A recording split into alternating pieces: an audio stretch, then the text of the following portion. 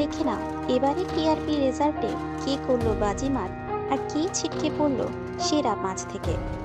আজ লক্ষ্মীবারে টিআরপি লিস্টে এসেছে একেবারে দারুণ চমক। চলুন একসাথে দেখে নেওয়া যাক আপনার প্রিয় সিরিয়ালটি কোথায় দাঁড়িয়ে আছে। প্রথমেই আসছে বড় সড়ো কামব্যাক। পরশুরাম আজকের নায়ক। গত 2 সপ্তাহ শীর্ষস্থান হারানোর পর এইবারে একেবারে 7.1 রেটিং নিয়ে 1 নম্বরে জায়গা দখল করলো। দর্শকদের কাছে পরশুরাম আবার প্রমাণ করে দিল নায়ক সেই। কিন্তু চমক এখানেই শেষ নয়। দ্বিতীয় স্থানে যৌথভাবে জায়গা করে নিল রাজরাজেশ্বরী, রানী ভবানী আর চিরসখা। দুটোই পেয়েছে 6.6 রেটিং। মানে বোঝাই যাচ্ছে দর্শকের মনকে জিতেছে রানী ভবানী আর চিরসখার ড্রামা।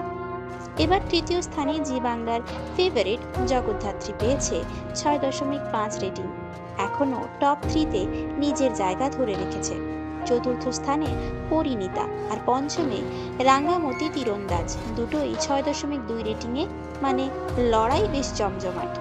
এবার আসল চমক, কুলকি সেরা 10-এ এন্ট্রি করে নিয়েছে 6.1 রেটিং নিয়ে। অবিশ্বাস্যভাবে এগিয়ে এসেছে এই ধারাবাহিক। সপ্তম স্থানে চিরদিনই তুমি যে আমার, 5.9 রেটিং। অষ্টম স্থানে আমাদের দাদামণি, 5.4 রেটিং। নবম স্থানে যৌথভাবে অনুরাগের ছোঁয়া আর গৃহপ্রবেশ, 5.3 রেটিং। দশম স্থানে কথা, 4.6 রেটিং।